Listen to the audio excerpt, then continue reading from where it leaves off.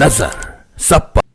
नमस्कार, मैं हूं दीप्ति शर्मा और आप सभी का स्वागत करती हूं थर्ड आई न्यूज नेटवर्क के टॉप 10 बुलेटिन में। आइए बिना देर किए रुख करते हैं अभी तक की 10 बड़ी खबरों पर। सियाचिन नहीं, अब लेह जाएंगे रक्षा मंत्री राजनाथ सिंह। सैन्य बलों संग खेलेंगे होली। देश में 24 और 25 मार्च को होली का त्योहार धूमधाम से मनाया जाएगा। इससे पहले रक्षा मंत्री सियाचिन जाने वाले थे। जानकारी के मुताबिक सियाचिन में खराब मौसम के कारण रक्षा मंत्री के सियाचिन वाले कार्यक्रम को रद्द कर दिया गया है। अब इसके बदले रक्षा मंत्री लेह जा रहे हैं। सियाचिन जाने की सूचना खुद रक्षा मंत्री राजनाथ सिंह ने दी थी। इजराइल और हमास के बीच जंग लगातार जारी है। आतंकी हमले के जवाब में इजराइल की तरफ से की जा रही सैन्य कार्रवाई की वजह से गाजा में मानवीय संकट गहरा गया है और अब रफा में भी इजराइल बड़ी कार्रवाई की तैयारी कर रहा है। इस बीच संयुक्त राष्ट्र महासचिव एंटोनियो गुतारेस ने गाजा जाने का इंतजार कर रहे ट्रकों की लंबी कतार के पास खड़े होकर बड़ा संदेश दिया है।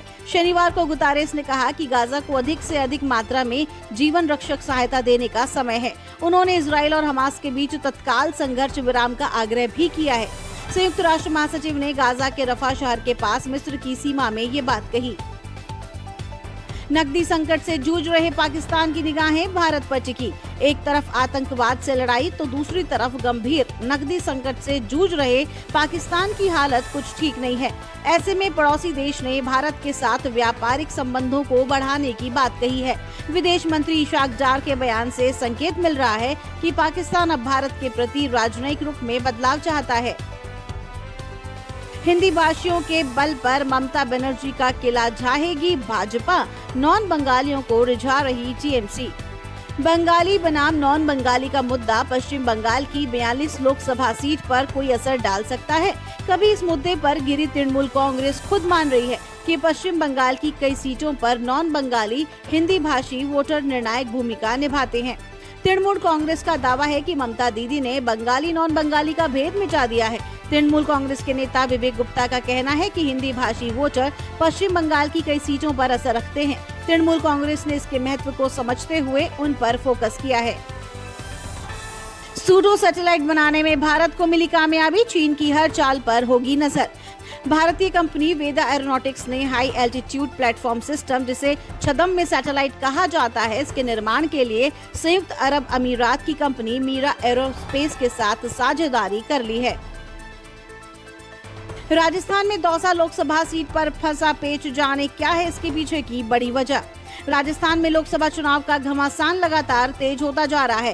कांग्रेस और बीजेपी लगातार अपने प्रत्याशियों की सूचियां जारी कर रही हैं, लेकिन दौसा लोकसभा सीट पर अभी तक दोनों की पार्टियों ने अपने अपने प्रत्याशियों का ऐलान नहीं किया है।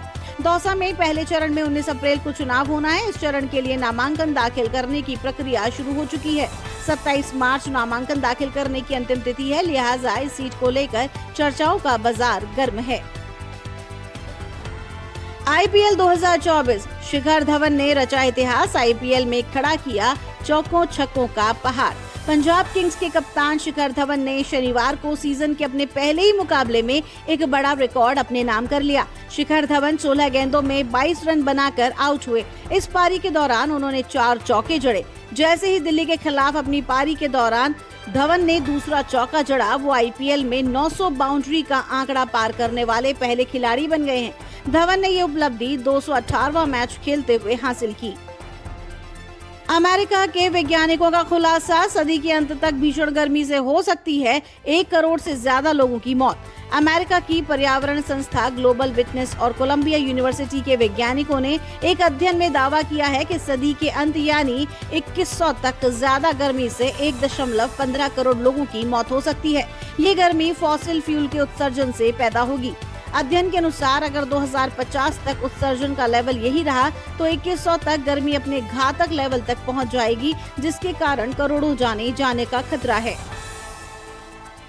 काफी समय से साउथ सुपरस्टार प्रभास की फिल्म कल की 2898 एडी के चर्चे हो रहे हैं। ऐसा बताया जा रहा है कि ये फिल्म भारत की सबसे बड़ी फिल्म बनेगी। प्रभास की फिल्म कल की 2898 एडी को रिलीज होने में अभी 2 महीने बाकी हैं, लेकिन उससे पहले ही इसके ओटीटी राइट्स को लेकर चर्चा बढ़ गई है। प्रभास, अमिताभ बच्चन और दीपिका पादुकोण स्टारर फिल्म कल की 2898 एडी के ओटीटी राइट्स के लिए मेकर्स ने भारी भरकम रकम मांगी है। मैदान के निर्देशक को अजय देवगन को लेकर था संदेह, बताया मेरे मन में उनकी सिंघम वाली छवि थी। अजय देवगन इन दिनों अपनी आगामी फिल्म मैदान को लेकर चर्चा में बने हुए हैं। दर्शक इस फिल्म का बेसब्री से इंतजार कर रहे हैं। ये फिल्म 10 अप्रैल को ईद के मौके पर सिनेमा घरों में दस्तक देगी। ये film football coach Syed Abdul Rahim के जीवन पर आधारित है और फिल्म में अजय उन्हीं के किरदार में दिखाई देंगे। तो ये थी अभी तक की 10 बड़ी खबरें। देश विदेश की ताजा तरीन खबरों के लिए जुड़े रहिए थर्ड आई न्यूज नेटवर्क के साथ। नजर सब पर।